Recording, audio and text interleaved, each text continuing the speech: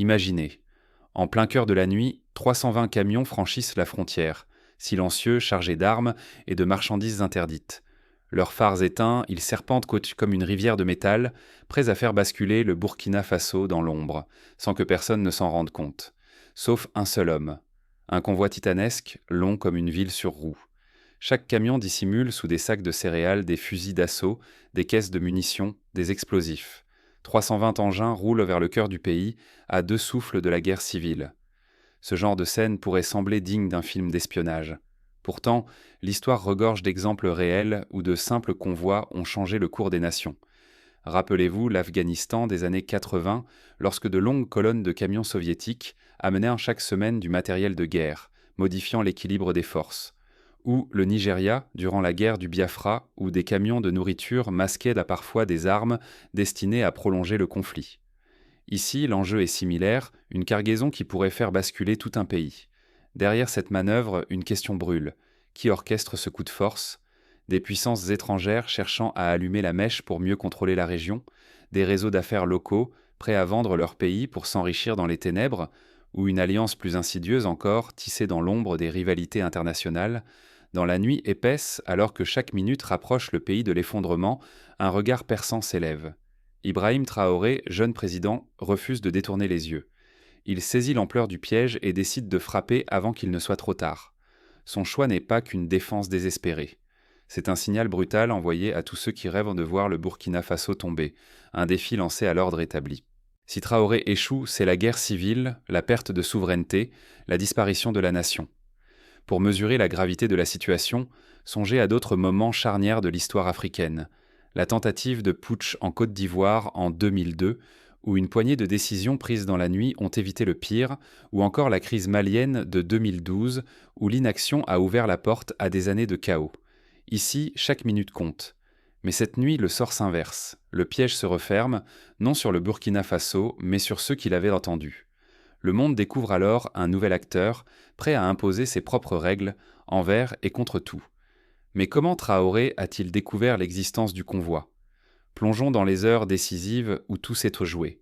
Le désert ne ment jamais. Cette nuit-là, le destin du Burkina Faso a basculé.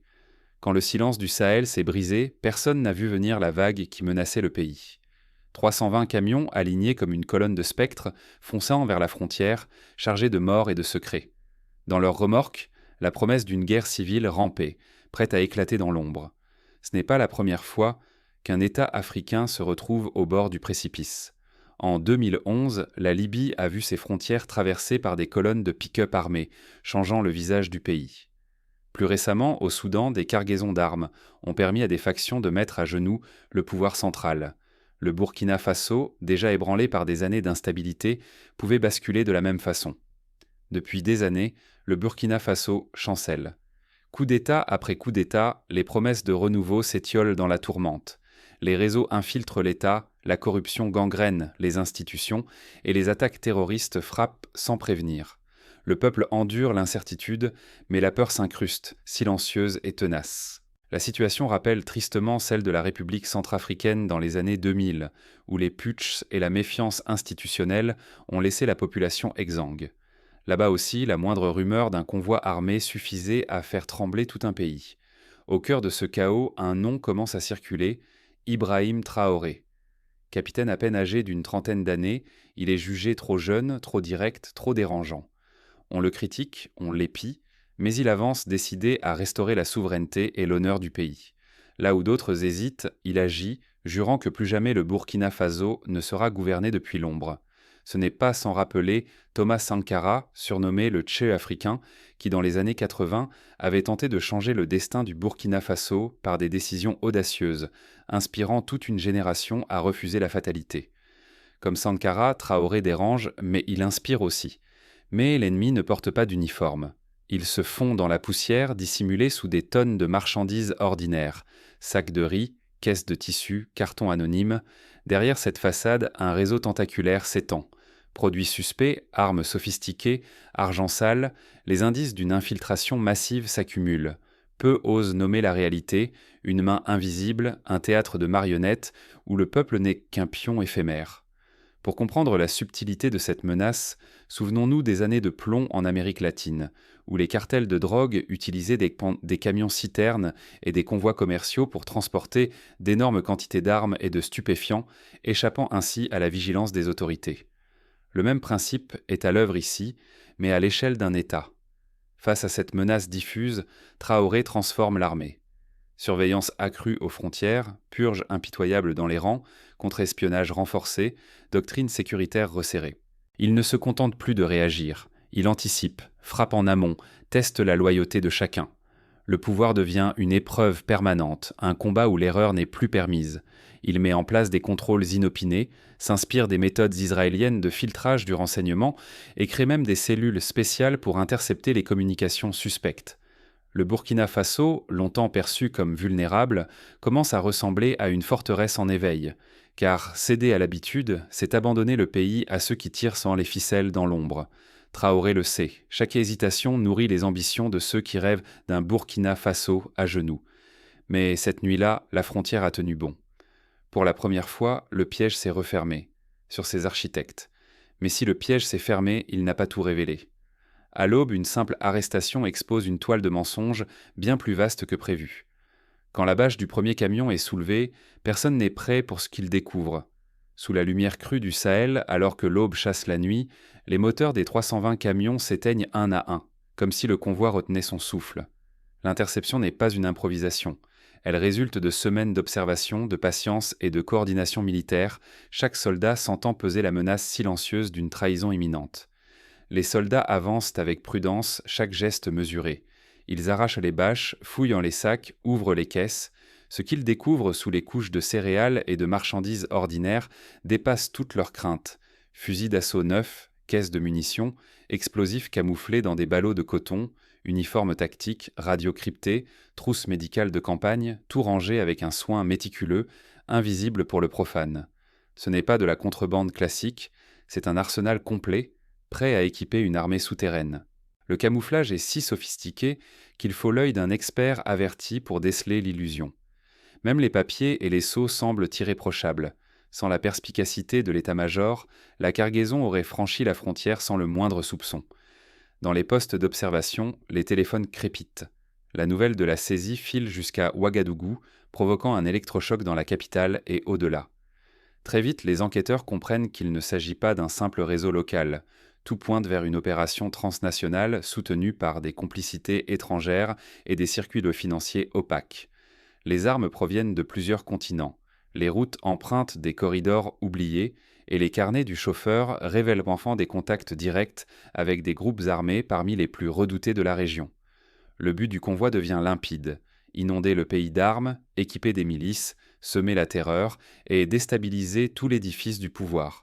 Il s'agit de préparer le terrain à un soulèvement généralisé, de précipiter la chute des institutions et de livrer le pays au chaos.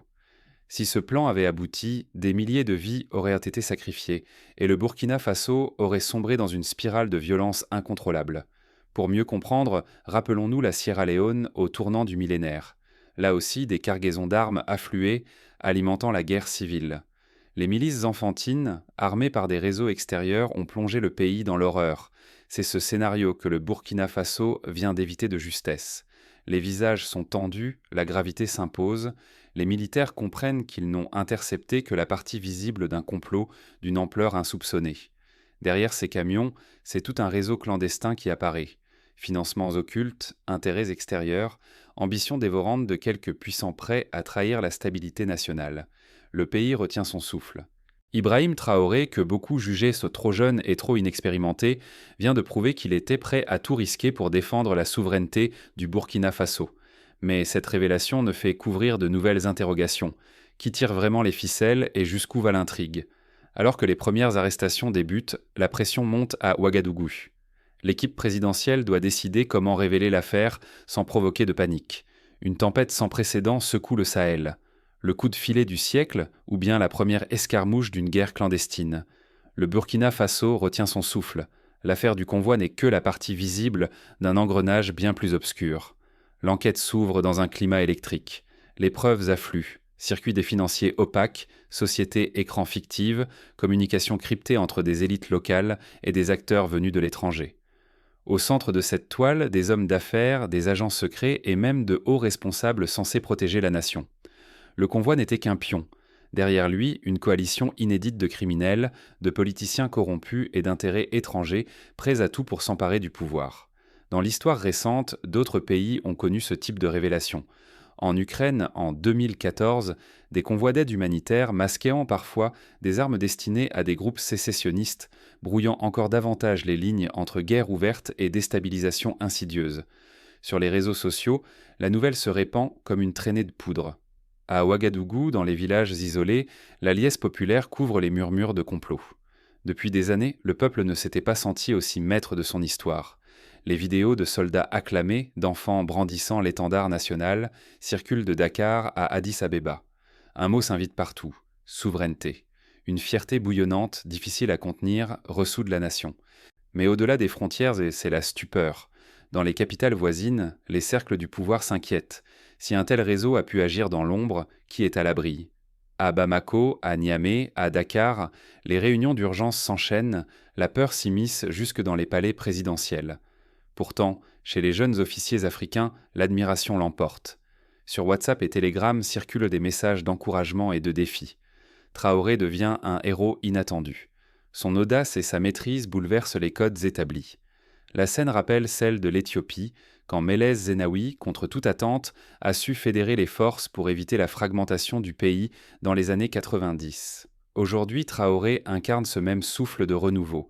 En quelques heures, Ibrahim Traoré n'est plus un simple novice. Il incarne pour beaucoup la résilience africaine que l'on croyait disparue. Les médias du continent amplifient ces mots devenus des slogans.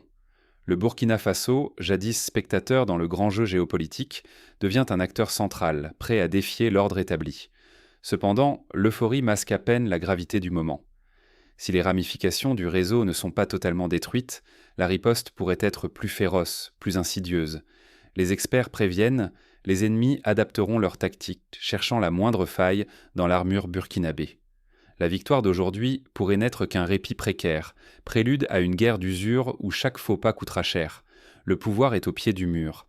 Faut-il engager une purge implacable et traquer les taupes infiltrées, ou risquer l'affrontement direct avec les diplomaties étrangères soupçonnées d'ingérence, quitte à mettre la région à feu et à sang ?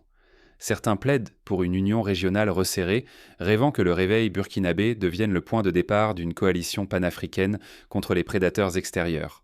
Les décisions prises aujourd'hui dessineront le visage de l'Afrique de demain. Mais tout se joue maintenant.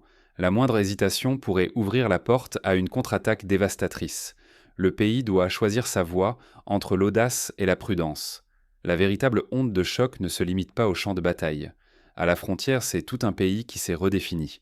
L'arrêt du convoi n'était qu'un prétexte. Ce qui s'est joué, c'est la réinvention du pouvoir, de la sécurité, du destin collectif. Ibrahim Traoré incarne une doctrine simple, souveraineté totale sans concession. Désormais, chaque menace est anticipée, chaque pression extérieure rejetée. Le Burkina Faso affirme son droit absolu à choisir sa voie.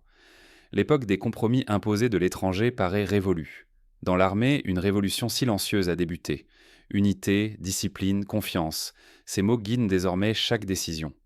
Cette opération a réparé le lien brisé entre le peuple et ses soldats. Ceux-ci ne sont plus perçus comme des exécutants d'un système défaillant, mais comme les remparts vivants d'une nation debout, fière et déterminée. Le signal envoyé au monde extérieur est sans ambiguïté. La nouvelle Afrique ne marchande plus sa dignité. Elle n'attend plus l'autorisation de se défendre. Elle agit sans demander la permission à quiconque. Beaucoup de puissances internationales vacillent, les anciennes règles ne fonctionnent plus ici. Ce bouleversement déclenche une vague d'inspiration. À Ouagadougou et ailleurs, on salue le courage de Traoré. Sa popularité atteint des sommets inédits et l'espoir se répand. Une génération entière ose rêver d'une Afrique forte, indépendante, enfin maîtresse de son destin. Pour tirer parti de cette victoire, Traoré et son équipe lancent une série de réformes concrètes. Premièrement, ils instaurent des formations renforcées pour les douaniers et les militaires, inspirées des modèles de contrôle frontalier développés en Europe de l'Est après la chute du rideau de fer. Deuxièmement, ils créent un fonds spécial destiné à financer les technologies de surveillance avancées, comme les drones et les systèmes de détection de cargaisons suspectes. Par ailleurs, le gouvernement encourage la participation citoyenne à la sécurité du territoire.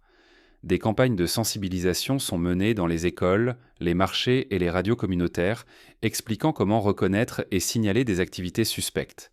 Cette implication populaire rappelle les comités de vigilance mis en place au Ghana dans les années 70, qui avaient su endiguer l'infiltration des groupes rebelles. Mais chaque victoire porte sa menace. Mal appliquer ces leçons, c'est risquer la confusion, le retour à la défiance, l'instabilité. Suivre ce cap sans faillir, c'est offrir à l'Afrique un avenir plus sûr, plus uni, affranchi de toute tutelle. Où ira le Burkina Faso à présent? Tout semble possible, mais chaque faux pas pourrait coûter cher. L'équilibre reste fragile. Pour éviter la rechute, plusieurs mesures sont envisagées. Le gouvernement envisage de renforcer sa coopération avec les pays voisins pour surveiller ensemble les corridors logistiques. Des équipes mixtes composées de spécialistes en renseignement, de représentants des forces de l'ordre et d'experts en douane mènent régulièrement des exercices de simulation d'attaque ou de passage de convois suspects. De plus, un partenariat avec des agences internationales comme Interpol est mis en place pour traquer les réseaux transnationaux. Ce type de collaboration fut décisif en Colombie dans la lutte contre les cartels. La collecte et le partage d'informations ont permis de démanteler des filières qui semblaient jusque-là intouchables.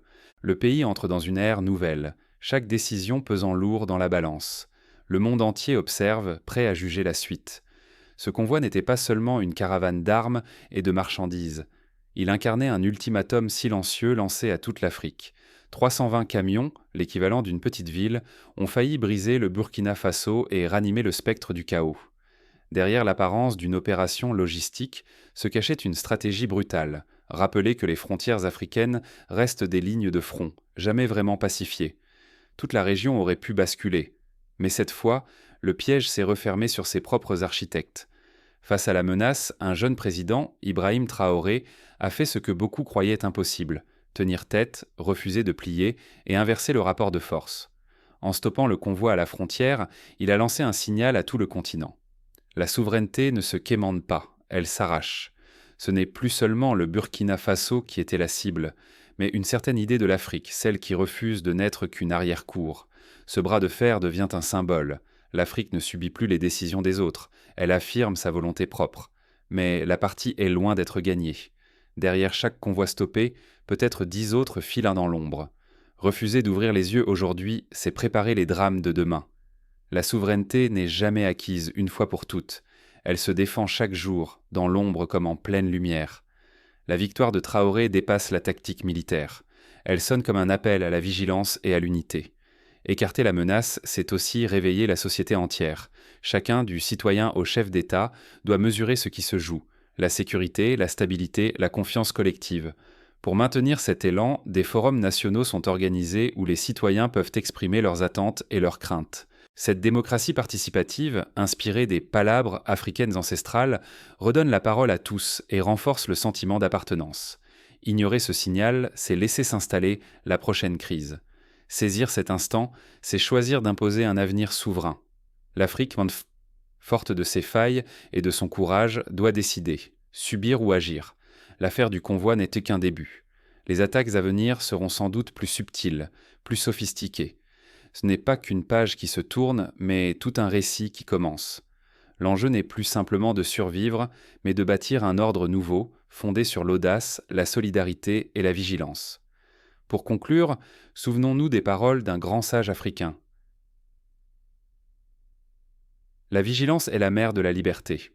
Chaque génération doit réinventer ses outils de défense, son unité et son courage. Le Burkina Faso, en stoppant ce convoi, a montré qu'une nation, même blessée, peut puiser dans ses ressources les plus profondes pour refuser la fatalité.